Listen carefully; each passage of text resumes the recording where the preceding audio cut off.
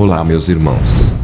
Se você ainda não for um de nossos inscritos, peço que inscreva-se no canal e ative o sininho para receber as notificações de novos vídeos. Se você já é um inscrito, compartilhe a todos e que Deus vos abençoe sempre.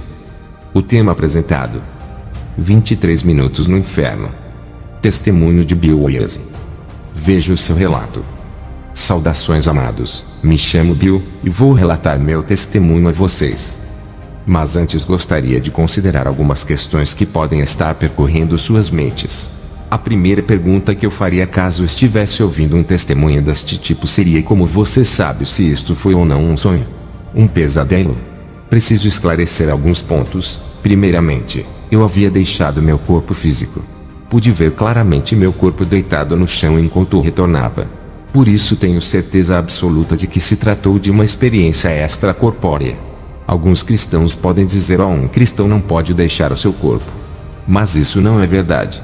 Em 2 Coríntios 12:2, quando Paulo foi levado ao terceiro céu, ele disse: no corpo não sei, se fora do corpo não sei.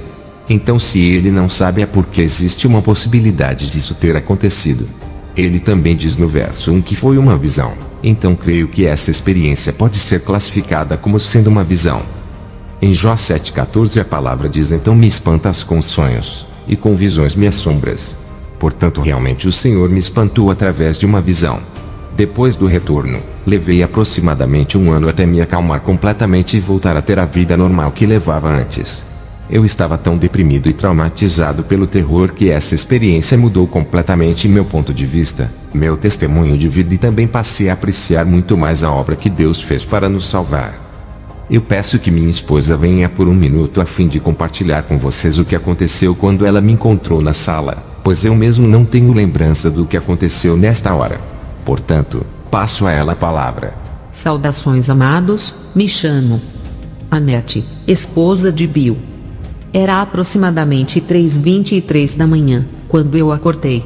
Eu me lembro pois olhei o relógio digital na cabeceira e percebi que Bill não estava do meu lado, ao que subitamente ouvi um grito vindo da sala.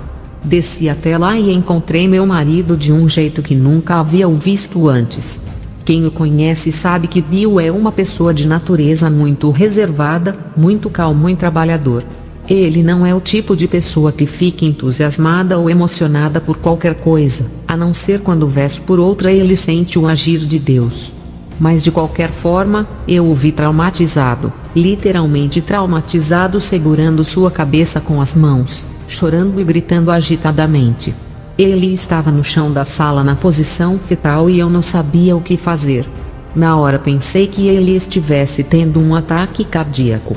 Então comecei a orar e em meio a lágrimas ele me disse: ore para que o Senhor tire isto da minha mente. O Senhor me levou ao inferno. Eu sinto meu corpo morrendo e não posso fazer nada. Comecei a orar por ele e após 10 ou 20 minutos ele começou a se acalmar. Ele estava literalmente traumatizado, exatamente como alguém que foi ao Vietnã ou alguém que sofreu um acidente de carro horrível e depois revive a experiência traumática. Não era como alguém que tivesse um pesadelo e depois acordasse. Eu apenas queria testificar isto. Fui abençoado com uma esposa maravilhosa. Sou muito grato a Deus por isso. Estamos casados há 4 anos, mas nos conhecemos há 6 e estes têm sido os melhores 6 anos de toda a minha vida e tenho de louvar a Deus por isso. Bem, quando eu voltei dessa experiência, tentei procurar por alguém que tivesse experimentado o inferno na Bíblia. Comecei a pesquisar e ouvi muitos estudos de Chuck Missler, que ensina a palavra por todo o país e é um verdadeiro acadêmico. E segundo ele, Jonas havia experimentado o inferno. Em Jonas 2:2 lemos: do ventre do inferno gritei. E em Jonas 2:6 também podemos ler: os ferrolhos da terra correram-se sobre mim para sempre, mas tu livraste a minha vida da perdição. Disso depreendemos que, segundo a Bíblia, pelo menos Jonas também experimentou o inferno. Eu também queria comprovar, pois cresci nos primórdios da Calvary Chapel, o fato de que toda experiência espiritual tem de ser confrontada com a palavra de Deus. Pois eu sabia que se minha experiência fosse real, haveria de haver algo sobre o assunto na Bíblia. Comecei a pesquisar e encontrei mais de 400 passagens que comprovam tudo o que eu havia visto, ouvido, sentido, enfim tudo o que aconteceu comigo no inferno. conforme formos prosseguindo, citarei as devidas referências bíblicas. Obviamente não seria capaz de citar todas as 400 passagens, mas citarei algumas delas. Também descobri 14 pessoas que tiveram experiência em alguma parte do inferno, a maior parte delas de pessoas à beira da morte no hospital que foram revividas. Para irmos direto ao assunto, minha esposa e eu estávamos com nossos pastores na reunião de oração que acontece nos domingos à noite. Voltamos para casa e, como numa noite normal, fomos para a cama. Por volta das 3 da manhã fui arrebatado. Eu não saberia disso até voltar e então o Senhor me explicou tudo.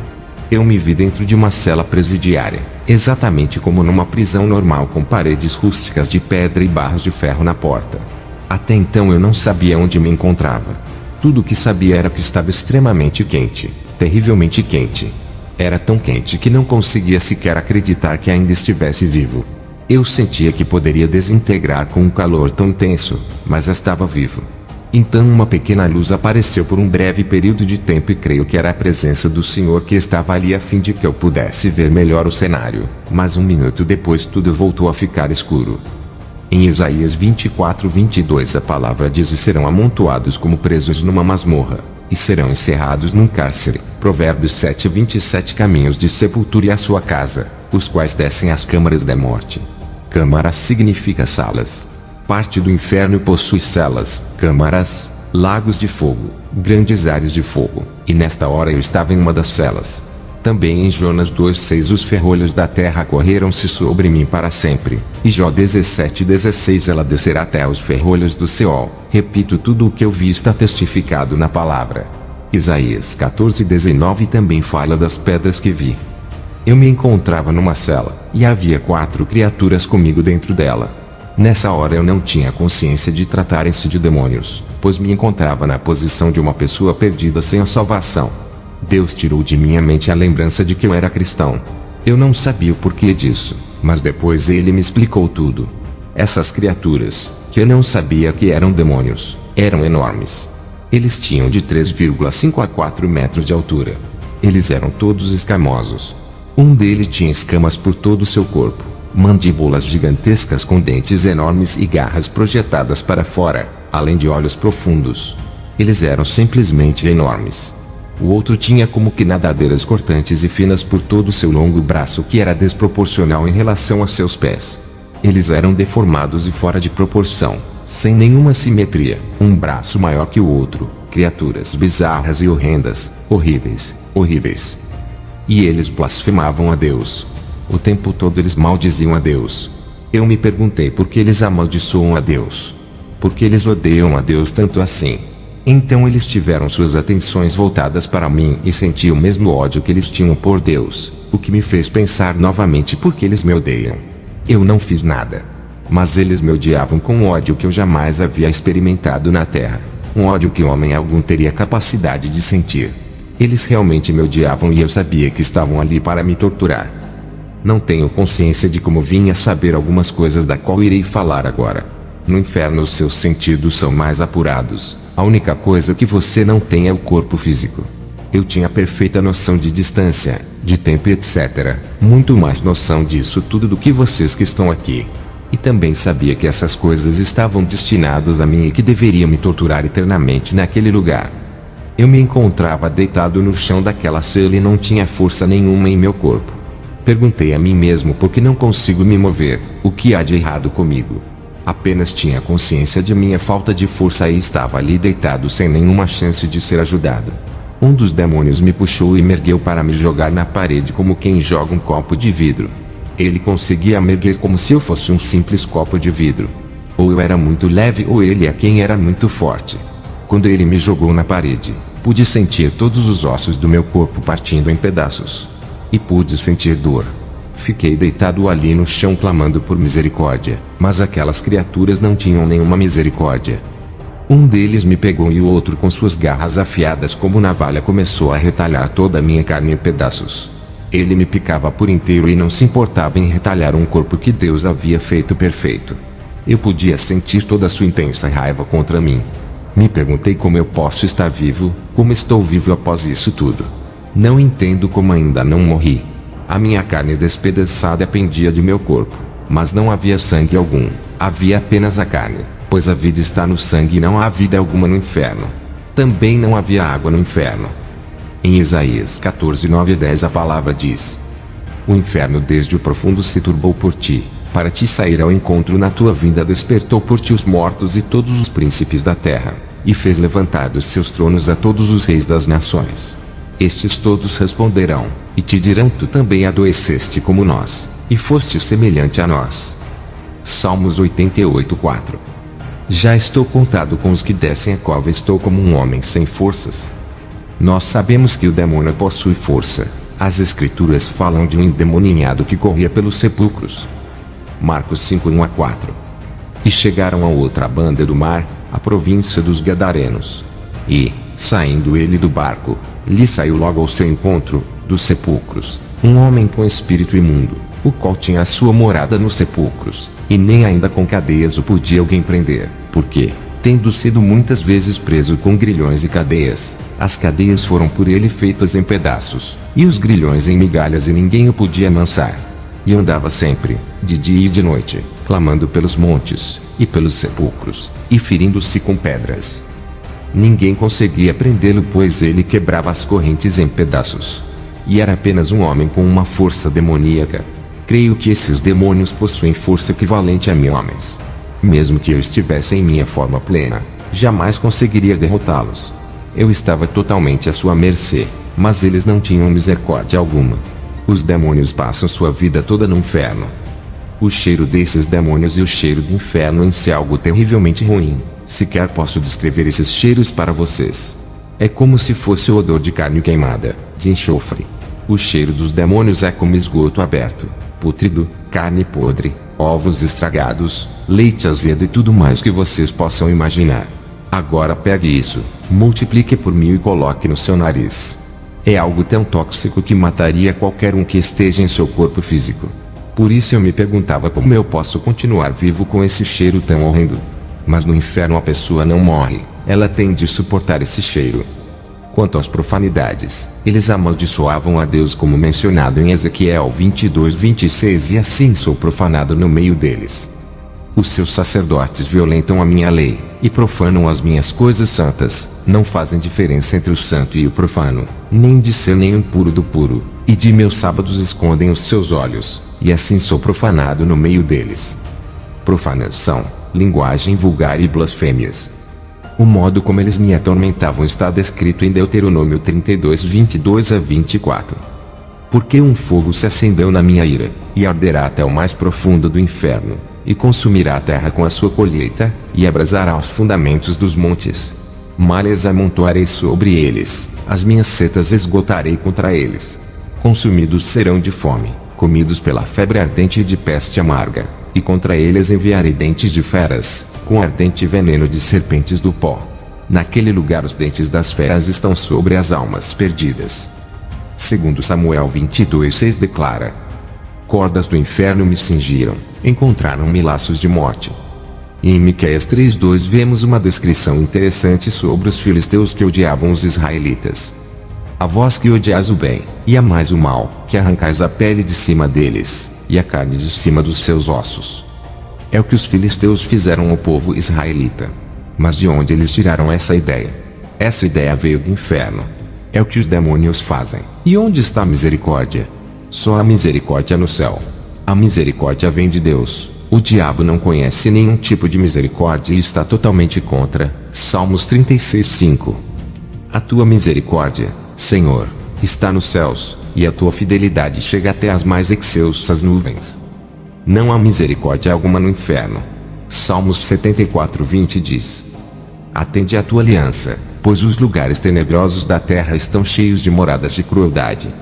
Aquele é um lugar cruel, miserável, horrível que as pessoas têm de suportar. Você é obrigado a suportar todas essas coisas. Deus criou o ser humano, a maior forma de criação, e esses demônios são a forma de criação mais inferior que existe. Conforme o homem trabalha duro a fim de prosseguir sua vida, nós nos aperfeiçoamos, estudamos. Mas no inferno a sua vida é comandada pelos demônios. Essas criaturas têm o QI igual a 0, são criaturas totalmente ignorantes. Tudo o que eles sabem fazer é odiar a Deus, odiar a você e torturá-lo. Além disso, eles comandam sua vida e você não pode fazer nada quanto a isso. As seguintes passagens bíblicas falam sobre esse tipo de humilhação que a pessoa é obrigada a suportar.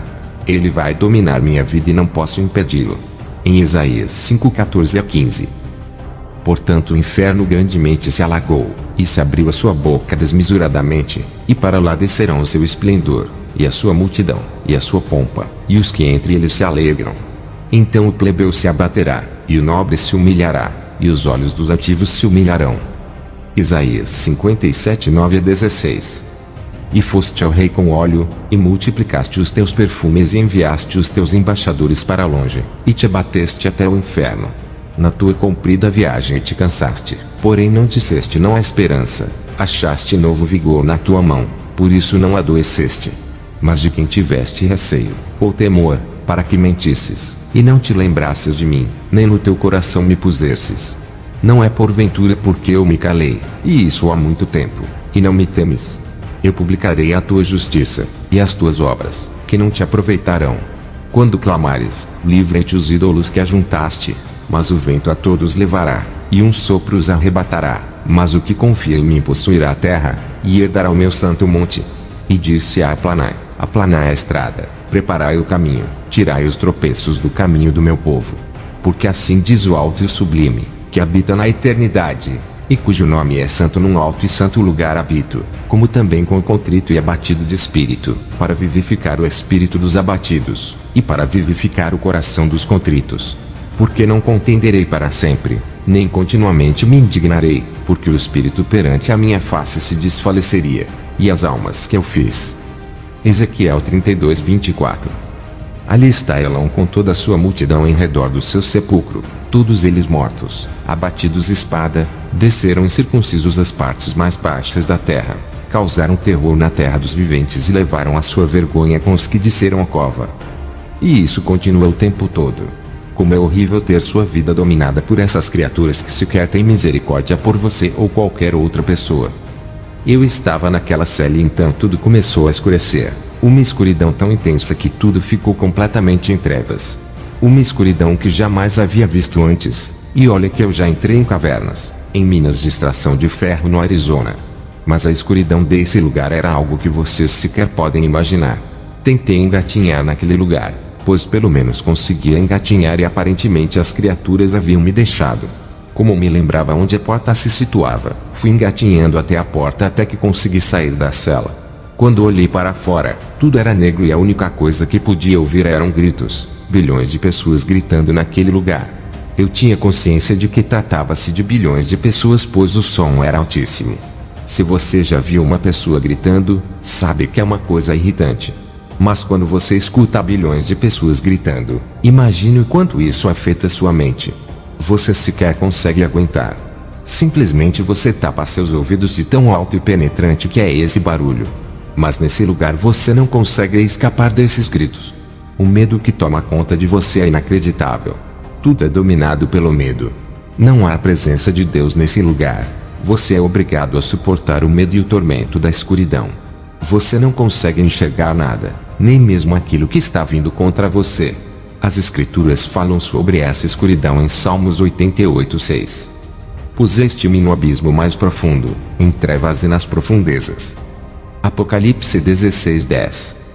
E o quinto anjo derramou a sua taça sobre o trono da besta, e o seu reino se fez tenebroso, e eles mordiam as suas línguas de dor. Judas 1:13. Ondas impetuosas do mar, que escumam as suas mesmas abominações, estrelas errantes, para os quais está eternamente reservada a negrura das trevas. Também existe uma escuridão tal que pode ser apalpada, conforme diz Êxodo 10:21. Então disse o Senhor a Moisés: estende a tua mão para o céu, e virão trevas sobre a terra do Egito, trevas que se apalpem. Eu senti muito medo no inferno. Vou dizer a vocês, o medo era tremendamente poderoso, a ponto de você sentir-se preso por ele. Se você já viu um filme de terror daqueles que te deixam com o coração na garganta, pegue isso e multiplique por no mínimo 1000 vezes. Isso é o que você se sente lá o tempo todo. Eu sei o que é o medo. Quando jovem eu era surfista. Uma vez quando era bem jovem estava surfando em Coco, Florida, quando um grupo de tubarões apareceu à minha volta. Um tubarão tigre de quase 3 metros veio e abocanhou metade da minha prancha. Ele agarrou a minha perna e me puxava. Minha perna estava na boca daquele tubarão gigantesco. Nessa época eu não era cristão. Isso aconteceu antes da minha salvação. Mas de repente, ele me soltou. Sei que foi Deus quem abriu a boca daquele tubarão. Mas por um momento, o medo que toma conta de você é absolutamente esmagador. Se você já viu um tubarão, esse tipo de medo não é nada comparado ao que estava acontecendo comigo. O medo era aterrorizante. Um dos rapazes perto de mim estava a apenas meio metro de distância, e um tubarão simplesmente arrancou a sua perna. Ele foi arrastado até a praia totalmente ensanguentado. Ele gritava e estava sem sua perna. Por isso eu posso dizer que sei o que é o medo. Mas esse tipo de medo não é nada, absolutamente nada comparado ao medo que senti no inferno. Não tem comparação. Acho que o medo que senti nesse ataque de tubarões foi um dos maiores que já experimentei na Terra. Há algumas coisas que as pessoas têm de suportar no inferno. Isaías 24:17 diz: o temor, e a cova, e o laço vem sobre ti, ó morador da terra. E será que aquele que fugir da voz de temor cairá na cova, e o que subir da cova o laço prenderá, porque as janelas do alto estão abertas, e os fundamentos da terra tremem. Ted Koppel, em uma apresentação no Nightline há 1 ano e meio atrás, visitou algumas prisões em nosso país e passou a noite nesses lugares. Ele não conseguia acreditar o quão barulhento era esse lugar, a ponto de sequer conseguir dormir com todos à sua volta gritando a plenos pulmões. Ele declarou que estava chocado por ver tantas pessoas gritando e gemendo a noite inteira. Se até nas prisões terrestres as pessoas gritam, imagine no inferno. Em Jó 18:14 vemos o que acontece com o ímpio, a pessoa que rejeita o Senhor. A sua confiança será arrancada da sua tenda, onde está confiado, e isto o fará caminhar para o rei dos terrores. O diabo é certamente o rei dos terrores.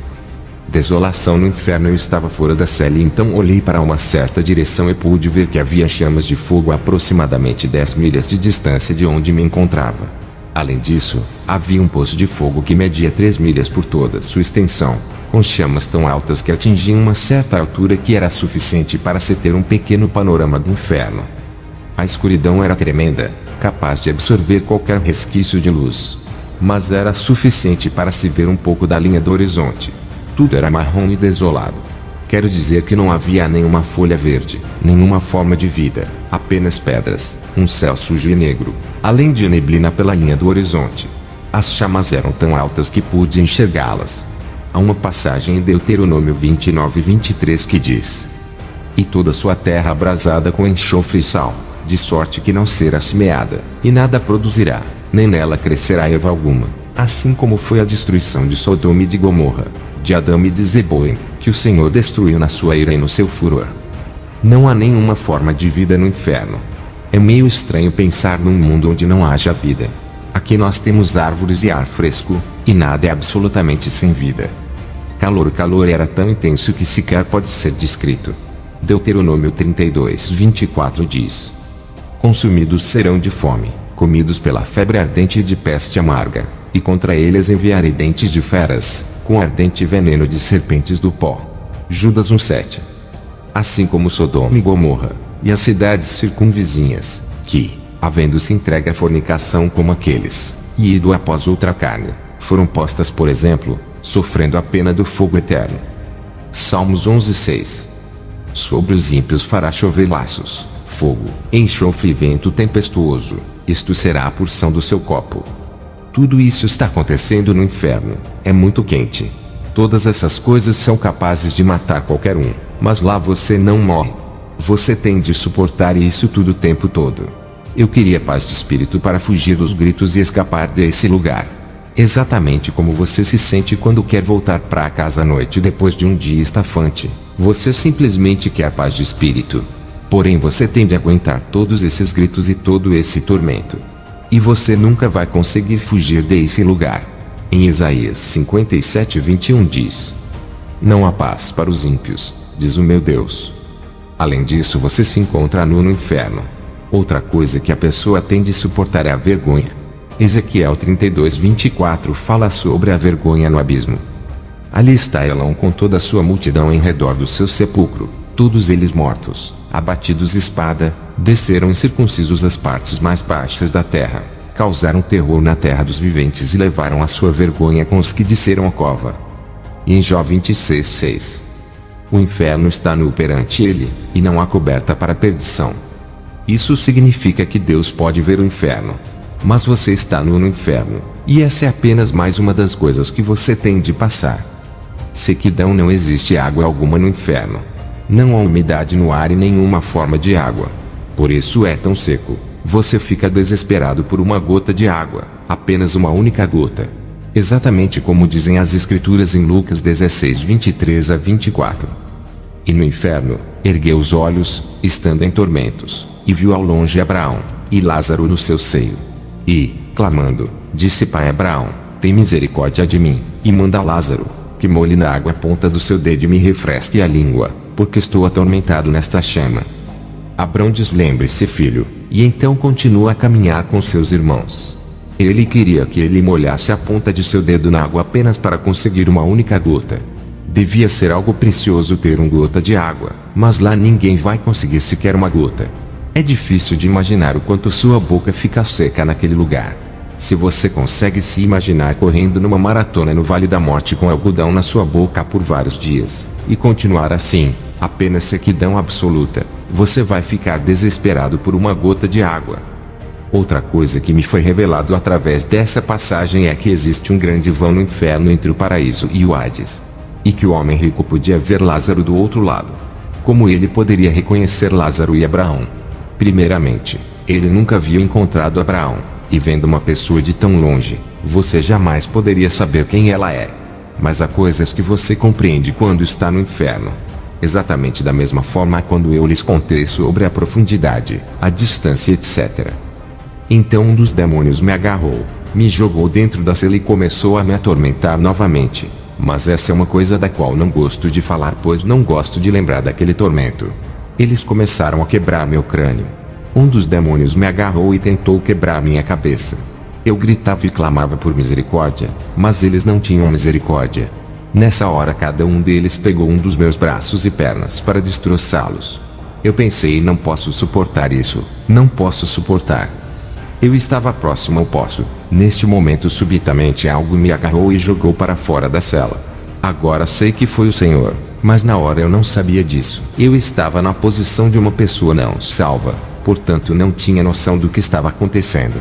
Estava naquele lugar como se fosse alguém que nunca havia aceitado o Senhor. Eu me encontrava próximo ao fogo que havia visto antes, bem ao lado do poço de fogo.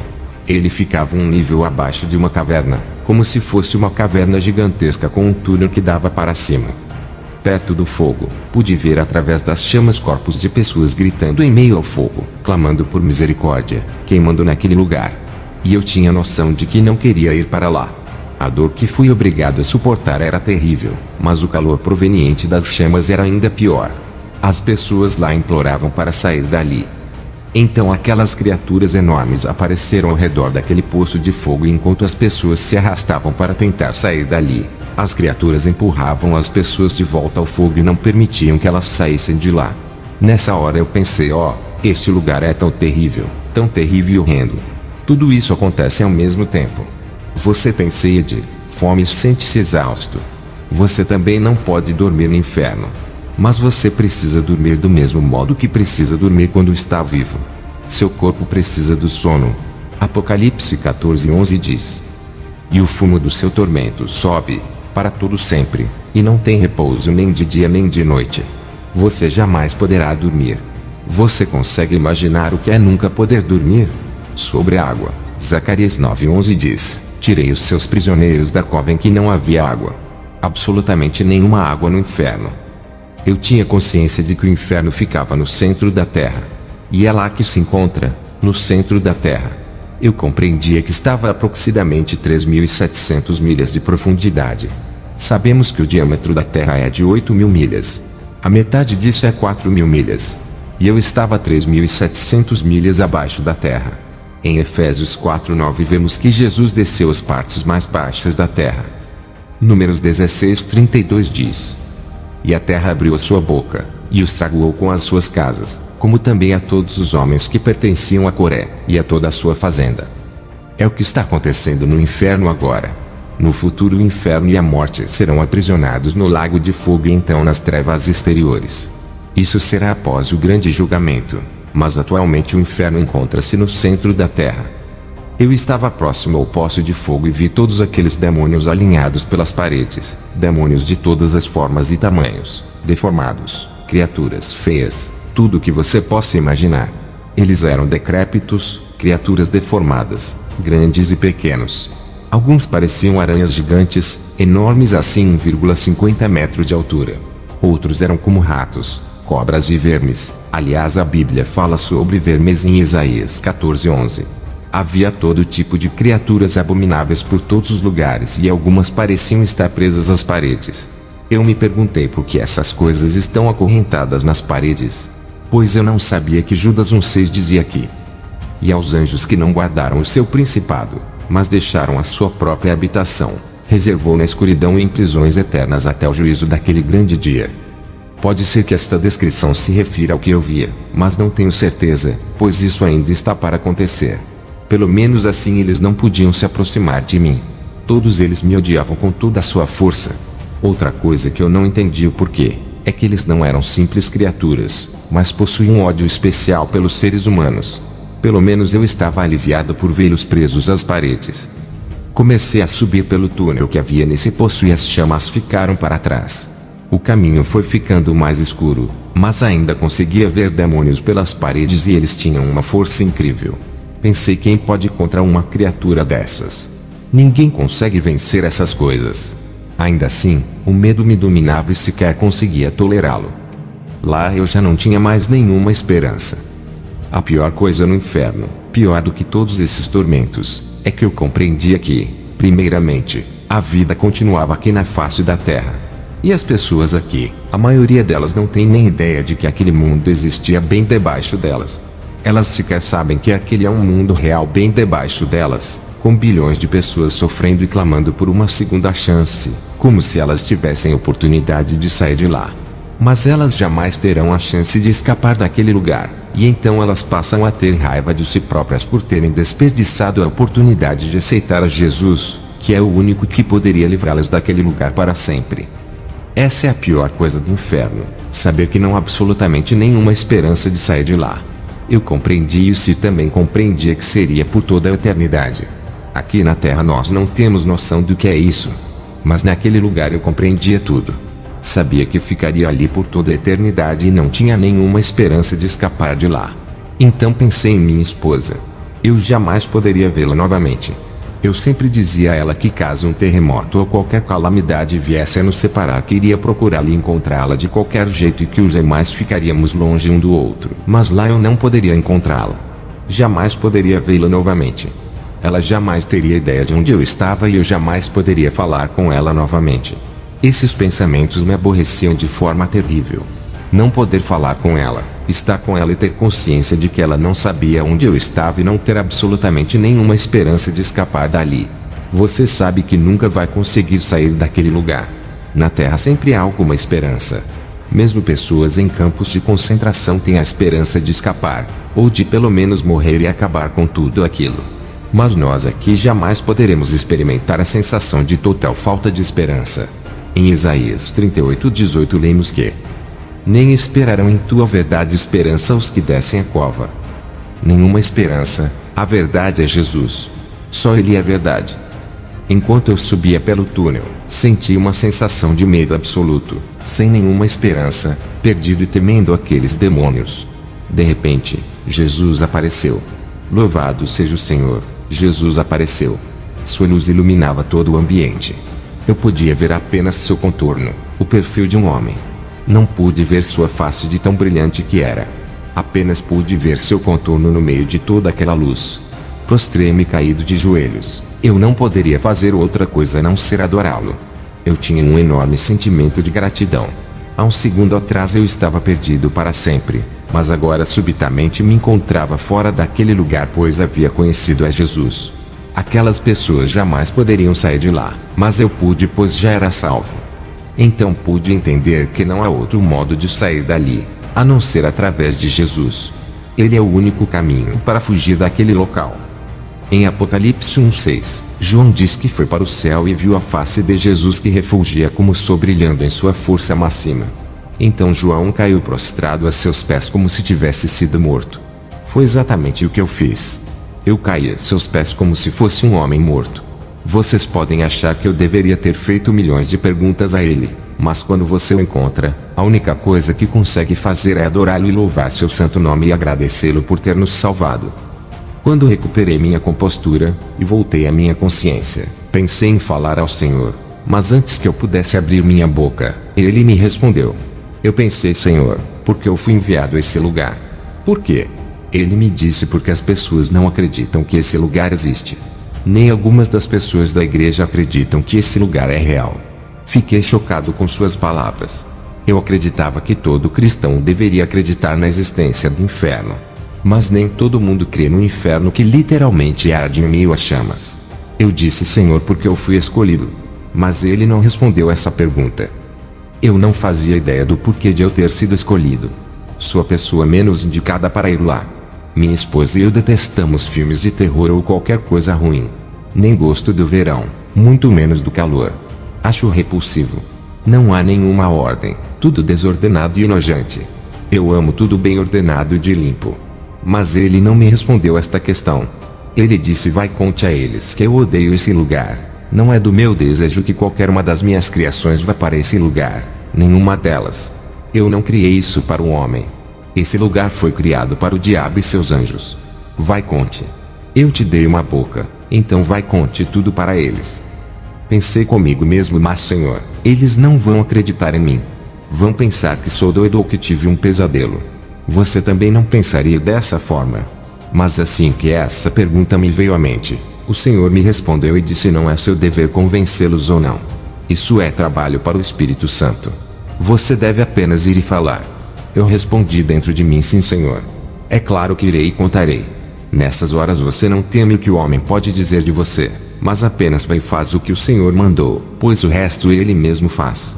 Também perguntei, Senhor, por que eles me odiavam tanto? Por que aquelas criaturas me odeiam? Ele disse, é porque você foi feito à minha semelhança e eles me odeiam. Vocês sabem que o diabo não pode fazer nada contra Deus. Ele não pode ferir a Deus, mas pode ferir a sua criação. É por isso que o diabo odeia a humanidade e engana as pessoas a fim de tragá-las para o inferno. Além disso, ele aflige as pessoas com doenças e qualquer outra coisa que possa ferir a criação de Deus. Então, subitamente minha mente foi inundada pelos pensamentos de Deus.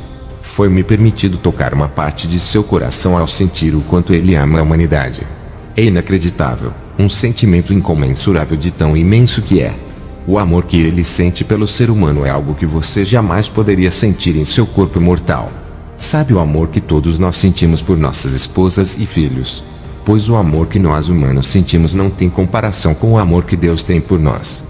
Seu amor é infinitamente maior que nosso amor e nossa capacidade de amar. É exatamente como está escrito em Efésios 3:19, e conhecer o amor de Cristo, que excede todo conhecimento. Ele vai muito além de todo conhecimento existente. Você não faz ideia. Eu não consegui acreditar no quanto ele ama a humanidade, a ponto de morrer a fim de que nenhuma única pessoa sequer fosse para aquele lugar. E dói em seu coração ver uma de suas criações indo para lá. É tão doloroso para o Senhor que ele chora copiosamente por cada pessoa que para lá vai. Nesse momento, senti muito por ele. Pude sentir seu coração, pois ele havia me permitido tocar em apenas uma parte de seu coração. Ele estava profundamente triste por ver sua criação indo para lá. Então pensei, devo mesmo ir e testemunhar a plenos pulmões para o mundo sobre Jesus e o quão bondoso. Vejam, nós temos o Evangelho, palavra cujo significado é boas novas. Há boas novas, no entanto o mundo não sabe disso. Essas boas novas têm de ser pregadas. Vocês sabem que nós temos que dividir esse conhecimento. As pessoas não têm conhecimento nesta área. E Deus quer que nós compartilhemos com as pessoas sobre quão bondoso Ele é e o quanto Ele detesta aquele lugar.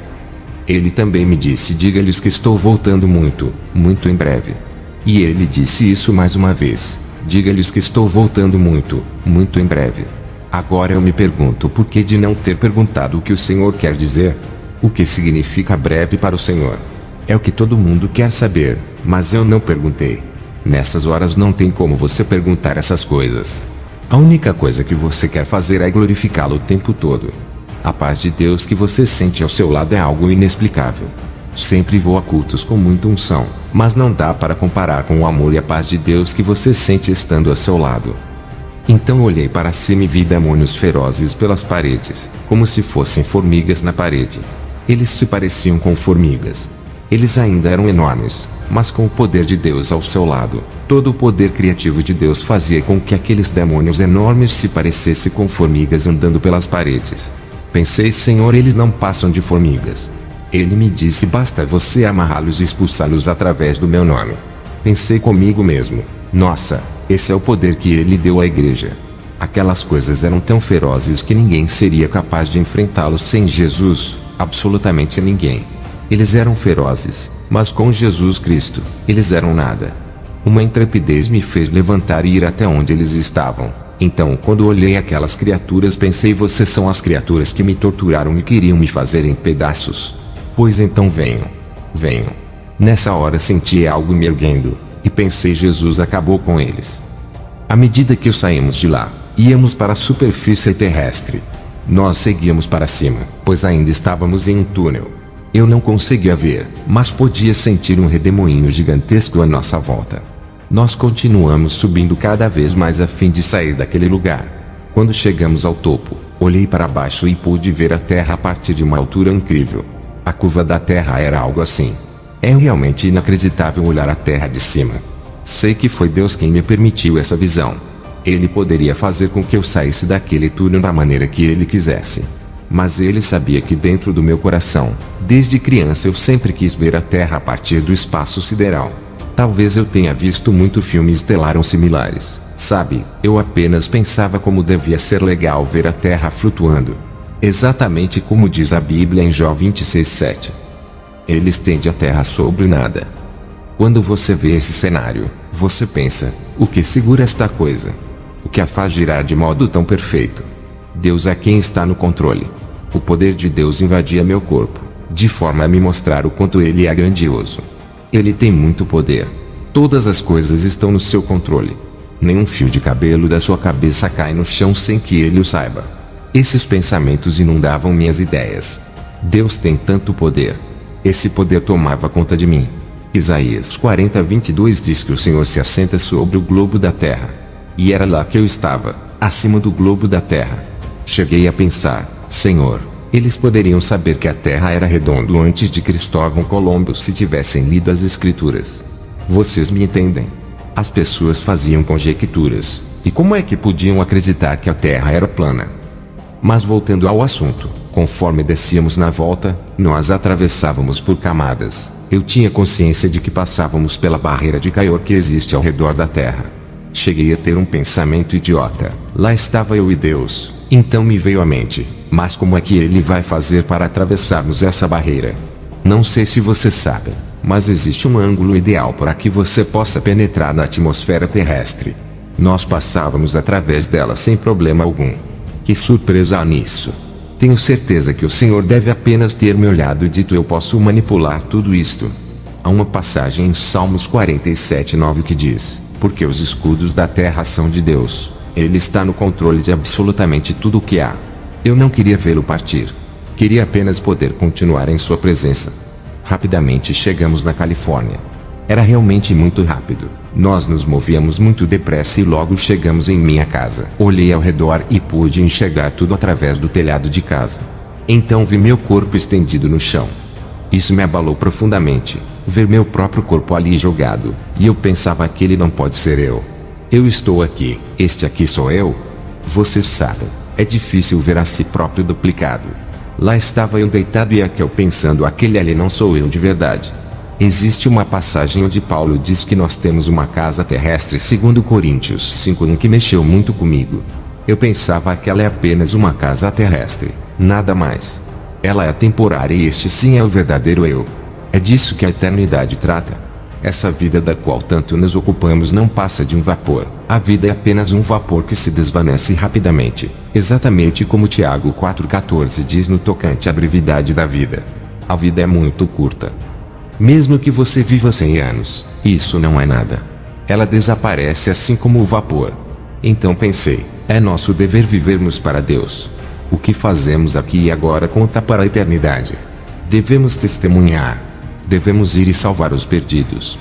Não podemos nos preocupar com essas coisas pequenas que nos envolvem e nos prendem. Nós realmente temos de sair e pregar o Evangelho e as boas novas, porque isso é de extrema urgência. Eu via meu corpo deitado como se tivesse saído do meu carro e olhasse para trás a fim de vê-lo. É como se não fosse você, mas sim uma espécie de carro. É apenas um meio que serve para transportá-lo pela terra, pois eu era o real.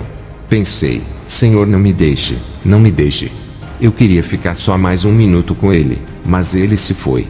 Aproximei-me de meu corpo e algo me sugou para dentro dele, como se tivesse sido sugado para dentro de meu nariz ou minha boca. Quando ele partiu, todo o medo, a tortura e tormentos voltaram à minha mente. Isso porque, diz a Bíblia 1 João 4,18, o perfeito amor lança fora o temor. Antes eu estava próximo daquele que é o perfeito amor, mas quando ele partiu, subitamente todo o medo e os horrores do inferno penetraram minha mente. Eu não conseguia suportar. Eu gritava, estava em agonia, não poderia viver daquele jeito. Eu compreendia que meu corpo não era capaz de suportar aquele tipo de medo. Você não consegue aguentar tamanha pressão, seu corpo não é forte o suficiente. Como ainda tinha capacidade de orar, eu orei pedindo ao Senhor, tire isto de minha mente. Pelas vias naturais, você tem de passar por vários tipos de consultas médicas a fim de lidar com esse tipo de trauma, mas Deus tirou meu trauma instantaneamente. Ele deixou-me a memória do evento, mas o trauma e o medo foram levados por ele. Fiquei tão agradecido por isso. Depois disso muitas coisas aconteceram e quem dera tivéssemos tempo para contar todas as coisas que Deus me confirmou. Se há alguém aqui esta noite, ou que está ouvindo este testemunho, e ainda não conhece o Senhor, há uma pergunta que você deve fazer a si mesmo. Pode ser que você esteja dizendo como é que eu vou acreditar que isso tudo que esse pessoal diz é verdade? Porém o mais importante é o que Deus diz sobre o inferno. Você prefere correr o risco e dizer não, eu não acredito nisto, não creio que isto seja real. Se for assim, você vai ter de tirar toda a autoridade contida na palavra de Deus e naquilo que estamos falando para você. Você quer arriscar a oportunidade que tem agora, assim como sua eternidade? Isso me parece tolice. Não deixe o demônio te enganar. Aquelas criaturas estavam rindo quando as almas se perdem e descem ao inferno. É assim que o demônio vai te receber quando você for para o inferno. Ele irá rir pois você teve a oportunidade de aceitar o Senhor, mas você recusou. Uma vez que você está lá, não há mais volta. Não vai ter como voltar atrás de modo algum. Você estará naquele lugar perdido para sempre. Você pode estar se dizendo, mas eu sou uma boa pessoa. Não mereço aquele lugar.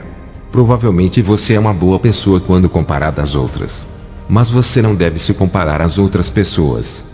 Nós precisamos comparar a nós mesmos de acordo com o padrão estabelecido por Deus. Seu padrão é muito mais elevado do que o nosso. Ele diz em sua palavra que se você mente uma vez, apenas uma vez em toda a sua vida, você é um mentiroso. Se você rouba uma única coisa em toda a sua vida, nem que seja um clipe de papel, alguns minutos de seu chefe, qualquer coisa, então você é um ladrão. Se você fica irado sem nenhum motivo, se você não perdoou alguém que fez algo ruim a você, se você teve desejos impuros, qualquer uma dessas coisas, mesmo que tenha sido somente uma vez, faz de você um pecador e portanto você não é merecedor do céu. Veja como tudo isso nos torna seres inferiores. Tão inferiores que não podemos nos redimir através de nossas próprias obras. Tito 3,5 diz: não pelas obras de justiça que houvéssemos feito, mas segundo a sua misericórdia, nos salvou. Amém. Glória a Deus. Isso depende dos parâmetros para comparação. Vou lhes dar um exemplo. Imagine que uma mulher avistasse uma manada de ovelhas, todas branquinhas, pastando em um morro. Ela diria: vejam essas ovelhas brancas tão bonitas, tão branquinhas.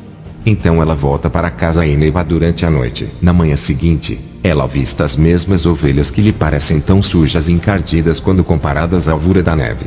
Por isso, devemos nos comparar somente com Deus. Seus padrões são muito mais elevados que os nossos. Essa é a razão de precisarmos de um Salvador. Nós não podemos ir para o céu por nossas próprias forças. É um presente de Deus. E ele diz em João 14,6 que eu sou o caminho, a verdade e a vida. Ninguém vem ao Pai a não ser por mim. Ele é o único caminho para escaparmos daquele lugar.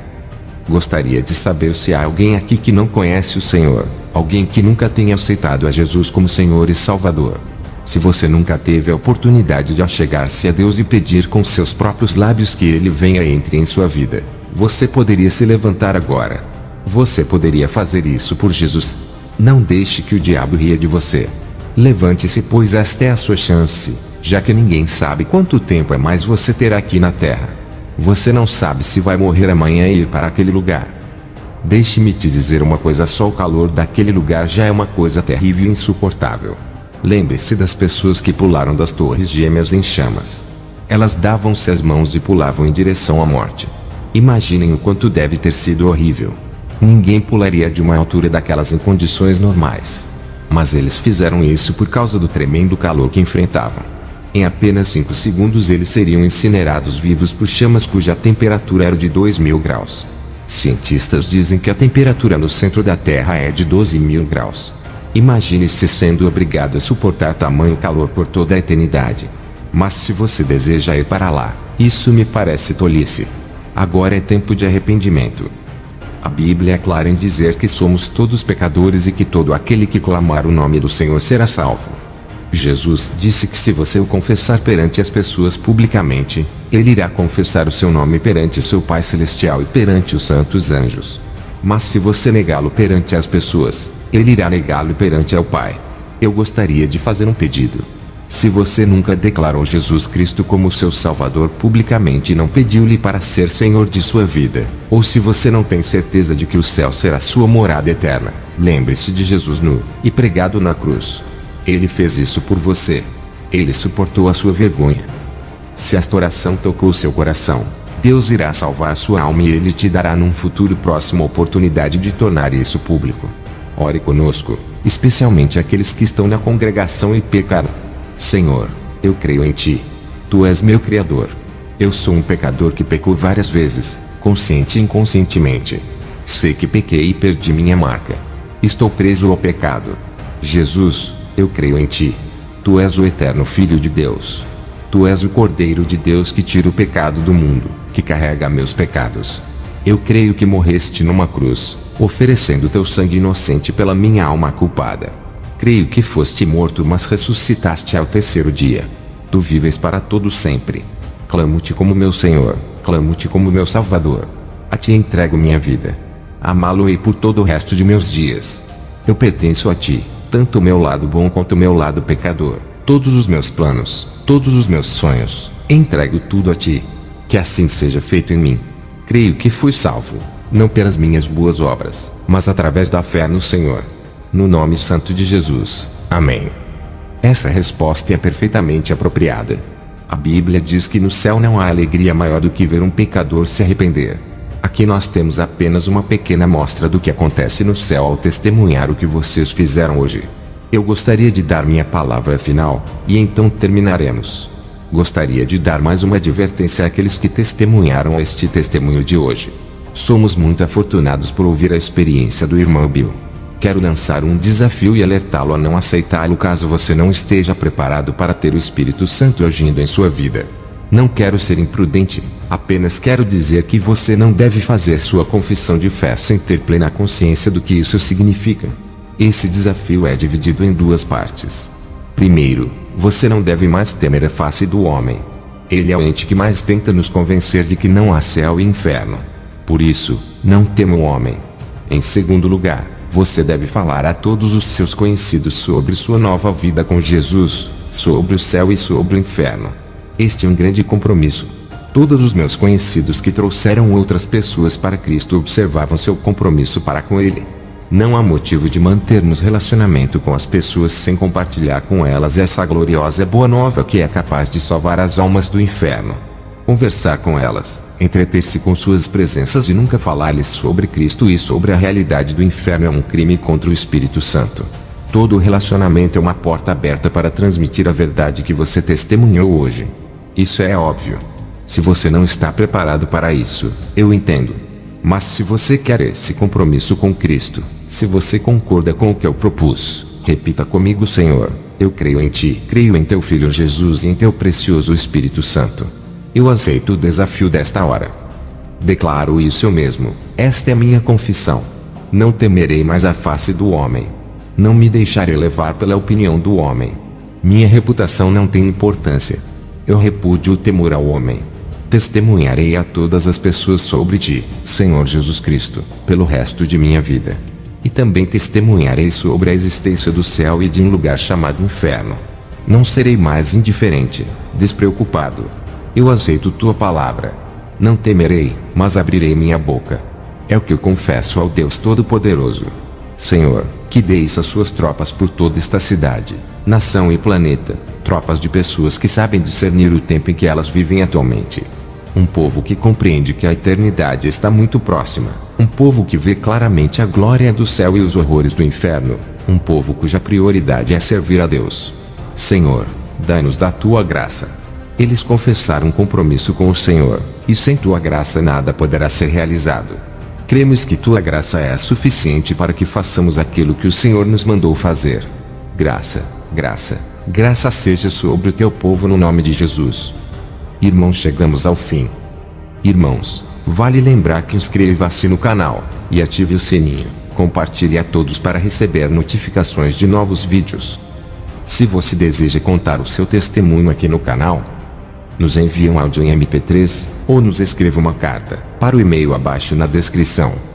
E vamos publicar o seu testemunho aqui no canal, SBC Maker. Fiquem todos na paz do nosso Senhor e Salvador Jesus Cristo. Amém.